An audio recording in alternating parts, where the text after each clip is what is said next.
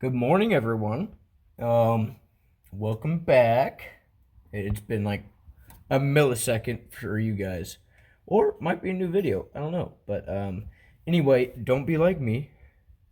I'm dumb and got ahead of myself last night, which is why you never work tired.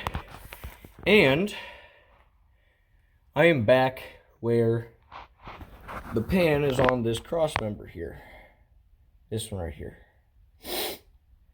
And the reason for that is because I forgot to install the pan gasket.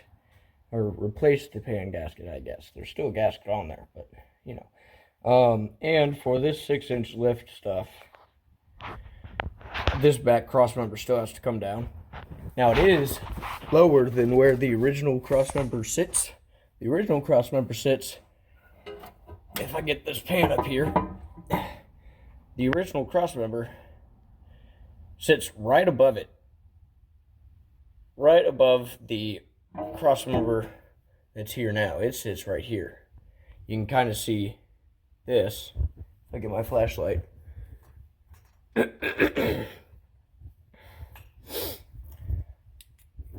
That is the original cross member little bracket location, and you saw it off for the 6-inch lift because it drops the torsion bars, which are right there, if that's even in screen. Oh, not really. That right there, this. So, goodbye, hat. So now I need to drop this cross member to get to this pan so I can take it off fully and replace the gasket. Now, I am hoping that I don't have to take my torsion bars off, and that's why I have these jack stands here. If I show you guys, the jack stands are on the lower A-arm, pretty much right underneath the torsion bars. So my hope is that it keeps enough tension through the jack stand to keep the lower A-arm in position. I might screw myself here and have to take all of the tension off of the torsion bars down here, but hopefully not. Hopefully not. And then I'll just be able to pretty much put this cross member back into position and tighten up these lower A-arm bolts again. You know, throw them in, tighten them up, and then obviously once I get the pan and all of that done. So I'm going to see how that works. If it doesn't work out, well, you guys will find it. And if it does work out, you guys will also see it in the video. So, I'm going to continue. I already have, don't mind upside down filming. I already have the bolt for the front differential out, as you can see right there. So, all that I have to get now is these bolts right here, those bolts up there, and then same thing on the other side over here. So we'll see how it goes, and I'll update you guys if something catastrophic happens, or yeah. So back at it, I guess. Okay guys, so I am going to have to relieve the tension. Where is it? Relieve the tension off of the torsion bars, which is done with this nut right here, or this screw right here, and that one right there on the other side. So that's for the passenger, and this is for the driver. Where is it? Oh, son, driver. And as you can see, that is the back end of the truck. Driver side, passenger side. I highly suggest, before you even touch these bolts, to get a measurement and write it down at how much of this bolt is showing outside of this little stopper here. This thing right here. That thing. And if you do that, you don't have to mess around with, you know, tightening this bolt up, going to check the ride height, and then going back and forth doing that over and over until you get it right where it was or where you want it. Now I know where I want mine, and these bolts are set to that point, and these bolts are at 1¼ inch showing, and that's all the way to the top of the head right here. So I know that when I set these back, it's going to be at 1¼ on each side. And that'll hopefully cut down a whole bunch of time when I'm putting this back together, because I'm not going to take the torsion bars out at all.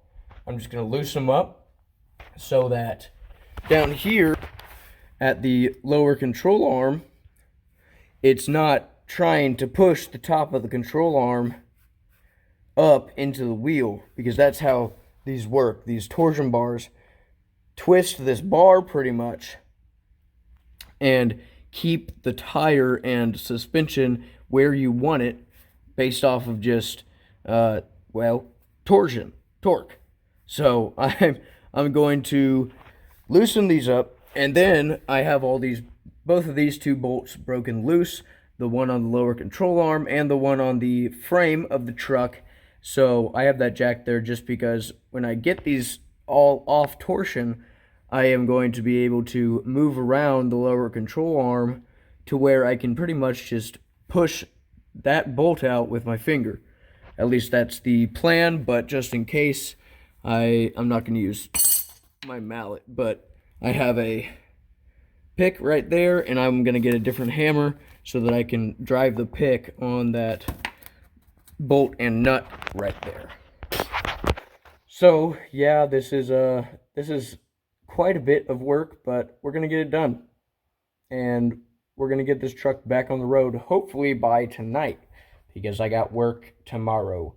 It's not a big deal. I can just take one of my parents' cars, but still, it'd be nice to have my truck back and I don't have to deal with it or worry about it tomorrow once I get off work.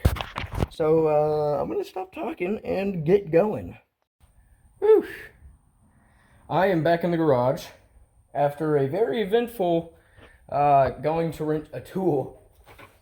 It was an eventful, I'd say, about an hour and a half. I wasted a whole lot of time, I will tell you that. I had to go get a torsion bar tool, obviously rental from O'Reilly's, and I was driving the Camaro, so I didn't get any of my parents' seats dirty. And the Camaro ran out of gas, so then I had to deal with that. Got that figured out, and now I'm back. Got some food, and we're taking the torsion bars. Well, not off, but we're taking all the tension off of them. And, I've already done one. I've already done this one here. And here's the little block and bolt. Now, working on this one.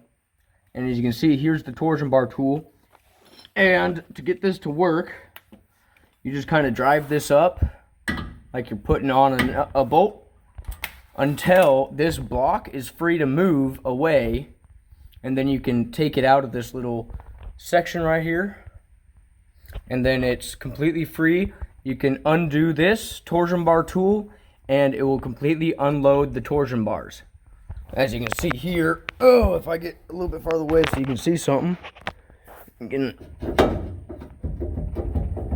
And in fact, I could probably pull this out if I got that free. Because it can move forward and back already. Kind of like that. So, obviously, I'm not going to do that right now. I might, because there are rotation specs for these. And I'm probably at that point, so I might actually do that while I'm here. It's already off, so I don't know. But I have the lower control arm bolt off, as you can see right there. And it is sitting right there. So now I have just that one, and then these three, boom, or I guess two on this side. Boom, and boom. But gotta unload this torsion bar first, so I'm gonna do that and keep on going, see if I can get this cross member to drop down enough so I can get the pan out and replace the gasket, and we'll do that now.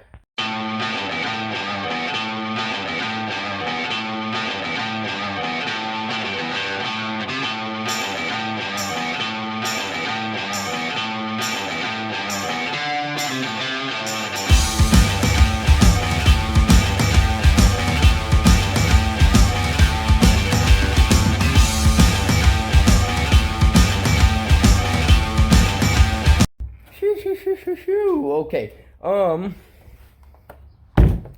So I'm actually going inside to go get my water real quick, but I have the, might as well go in and show you actually. I have the,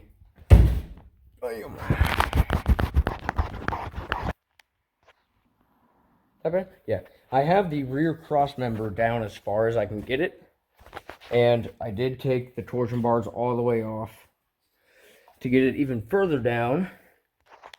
As you can see, that cross member is down a good, I'd say 2 inches, but it is still hitting on the bell housing of the transmission. So I can't get this all the way off without taking my lower control arms off and everything else off to drop this more. So what I'm doing instead is I have just unbolted the pickup tube, which you might be able to see if I go in under here and move this wiring harness. See, the pickup tube is now dropped in there. It's not connected anymore. Oh, I can't get a good picture of it, but it is not connected there. So what I'm going to do is work this gasket that is on there like a son of a bitch off and get the new one on just by snaking it over the pickup tube and under the windage tray, and then I can put everything back together, including the pickup tube. Can't forget about that. That is for sure. And then I can bolt the pan back up, bolt the cross member back up. Actually, I might leave it like this because I need to find the freeze plugs first. So once I get the pan back up, I'm going to look for the freeze plugs, and hopefully I can get to those real easy. I say that, and you know how it goes. And then I can do the freeze plugs.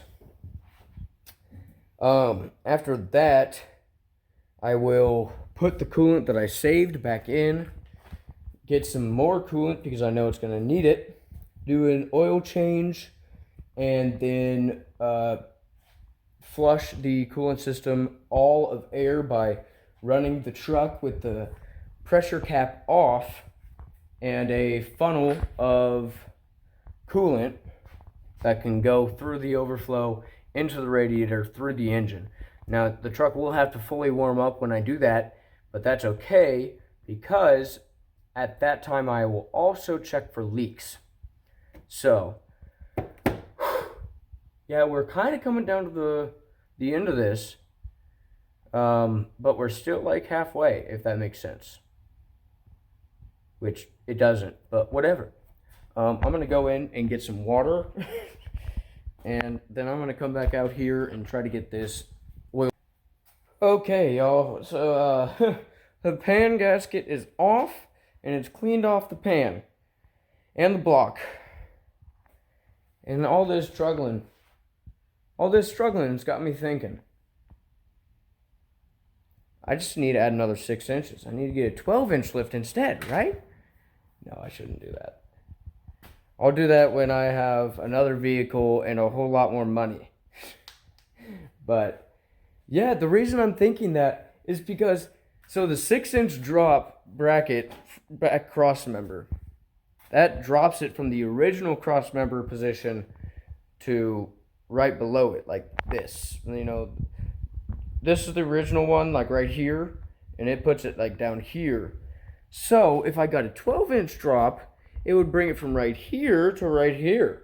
And then I would have an extra 3 or 4 inches to take the pan off if I ever needed to. And another plus side, my truck would be like this tall on the ground, right? Badass. But no, I shouldn't do that, and I don't have the funds to do that anyway. But, yeah, the gasket's off. So, now I just need to put... Oh, God.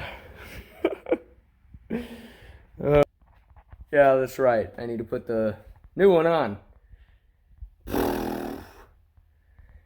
Okay. I'm probably not going to have this done by tonight. I'm probably going to have to come back out here after work on Monday and work on it again, which is okay because I can drive, well, any of the two other vehicles. I could drive my mom's car or my dad's truck, and if it really came down to it and they needed both, I could take the Camaro. Would I want to? No, especially with the work that I'm doing right now, because I would either have to leave it at the shop, which is kind of sketchy, or drive it to the jobs, and that is not a good idea with those old-ass tires on it.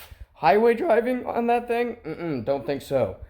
So, hopefully, through the nights of this week, actually, hopefully just through the night of Monday night, I can finish this thing up, and I will only have to drive my dad's truck one day. And then this will be back together and on its feet, and I can drive it around with really good oil pressure and no coolant leaks. That'd be like, chef's kiss.